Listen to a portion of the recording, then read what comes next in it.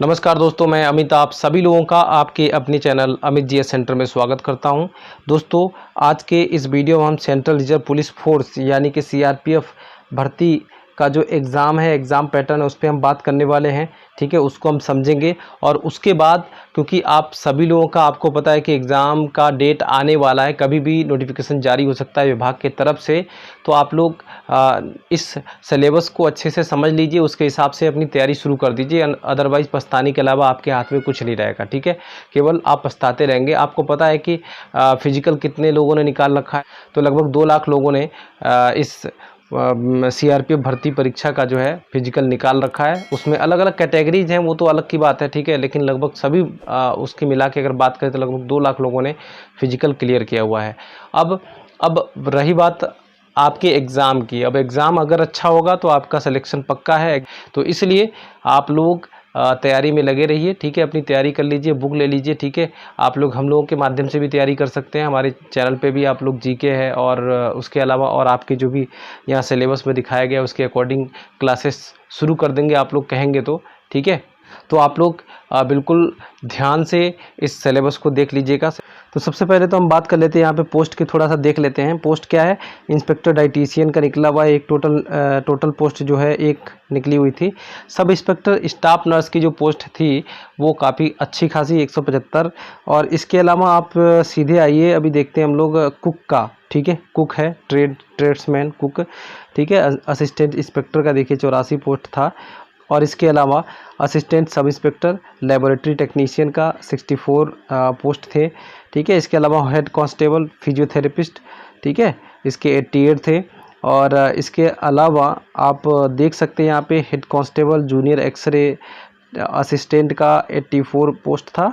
ठीक है, और यहाँ पर और आगे जाइए आप लोग, कांस्टेबल कुक का देखिए ट्रेडमैन का जो है 116 पोस्ट निकला हुआ था। ठीक है, काफ़ी ठीक ठाक है अगर भर्ती के हिसाब से देखा जाए तो। ठीक है, यहाँ पर कांस्टेबल सफाई कर्मचारी का 121 पोस्ट था। चलिए, अब हम सिलेबस की तरफ बढ़ेंगे और सिलेबस देखेंगे हम लोग सिलेबस में क्या है, क्योंकि उसी हिसाब से हमको तैयारी करना है ना। और तैयारी अगर हमारा सटीक ढंग से हो गया तो हम लोगों का भला हो जाएगा। ठीक है, चलिए अभी हम उस सिलेबस की तरफ बढ़ते हैं। सिलेबस क्या है, अभी फिजिकल की हम बात नहीं करेंगे, फिजिकल तो आप लोगों का हो गया है ना। अब हाइट चेस्ट वगैरह जो भी है ये सब सारा कुछ हो गया है। तो चलिए हम लोग सिलेबस की बात कर लेते हैं। सिलेबस जो है आपका 2 पार्ट्स में होना है। ठीक है, पार्ट ए और पार्ट बी। ठीक है, यहाँ पर पार्ट बी को देखिए, पार्ट ए को देखिए। पार्ट ए में भी 50 नंबर्स हैं, 50 अंकों के लिए पेपर होगा। और पार्ट बी भी 50 अंकों का पेपर होगा। ठीक है, तो पार्ट ए जो है वो कॉमन है सबके लिए। ठीक है, इसमें आपको जनरल इंटेलिजेंस एंड रीजनिंग का पेपर देना पड़ेगा, मतलब क्वेश्चंस होंगे। और जनरल अवेयरनेस यानी जीके का होगा, न्यूमेरिकल का होगा, और न्यूमेरिकल मीन्स गणित वगैरह। ठीक है, और इंग्लिश या हिंदी कॉम्प्रीहेंशन होगा। ठीक है, तो ये सब देखिए, यहाँ पे सामने नंबर भी लिखा है। जनरल इंटेलिजेंस से रीजनिंग 10 क्वेश्चन होंगे 10 नंबर के लिए, और जनरल अवेयरनेस से 10 क्वेश्चन होंगे 10 नंबर्स के लिए। न्यूमेरिकल एप्टीट्यूड से 15 क्वेश्चंस होंगे 15 मार्क्स के लिए। ठीक है, यहाँ पर इंग्लिश और हिंदी कॉम्प्रीहेंशन यानी दोनों में से किसी एक को करना होगा। अगर आपने सेलेक्ट किया होगा इंग्लिश मीडियम तो आपको इंग्लिश वाले को करना होगा, और आपने सेलेक्ट किया है अगर हिंदी मीडियम तो आपको हिंदी वाले कॉम्प्रीहेंशन को करना होगा। ठीक है ना। तो ये आपको इस तरीके से तैयार करना है, ये चारों सब्जेक्ट कह सकते हैं इसको। ठीक है, तो ये जो सब्जेक्ट हैं इनको आपको तैयार करना है। बाकी अब यहाँ पे पार्ट बी में देख लेते हैं। पार्ट बी जो है आपने जिस भी ट्रेड से भरा है, आपने मान लीजिए कुक से भरा है तो कुक से रिलेटेड जो है क्वेश्चंस 50 क्वेश्चन पूछे जाएंगे। अगर आपने मान लीजिए पैरामेडिकल स्टाफ पोस्ट के लिए भरा है तो आपको उससे क्वेश्चन पूछे जाएंगे। ठीक है, तो ये 50 क्वेश्चंस आपके ट्रेड या फिर कह सकते हैं आपका जो प्रोफेशनल, जो भी जिस चीज़ के भी आप प्रोफेशनल हैं, ठीक है, उससे क्वेश्चन आपके पूछे जाने हैं। ठीक है, तो ये 50 नंबर का ये भी होगा।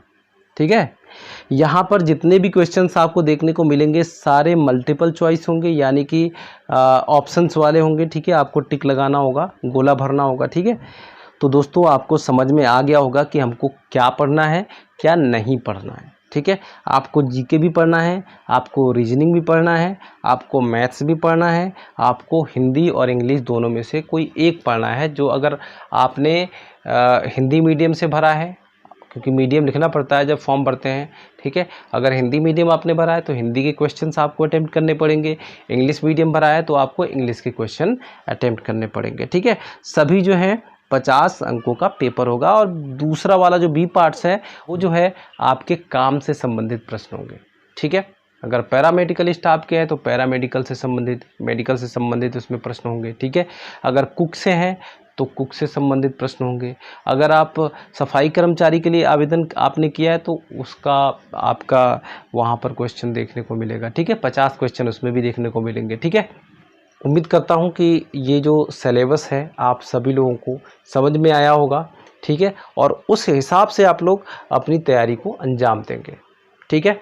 और इसी उम्मीद के साथ कि आप लोग अच्छे से तैयारी करें और CRPF central reserve police force में सम्मिलित होकर देश की सेवा करें। तो मिलते हैं अगले वीडियो में, तब तक के लिए बाय बाय, टेक केयर।